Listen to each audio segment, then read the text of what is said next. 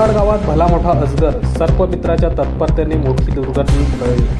दुगाड गावाच्या मैदानावर क्रिकेट खेळत असलेल्या काही मुलांना अचानक एक भला मोठा इंडियन रॉक पायथन अजगर दिसल्याने गावात एकच खळबळ उडाली। परिस्थिती गंभीर होऊ नये म्हणून मुलांनी तात्काळ सर्पमित्र सागर जाधव राणा दुगाड यांच्याशी संपर्क साधला।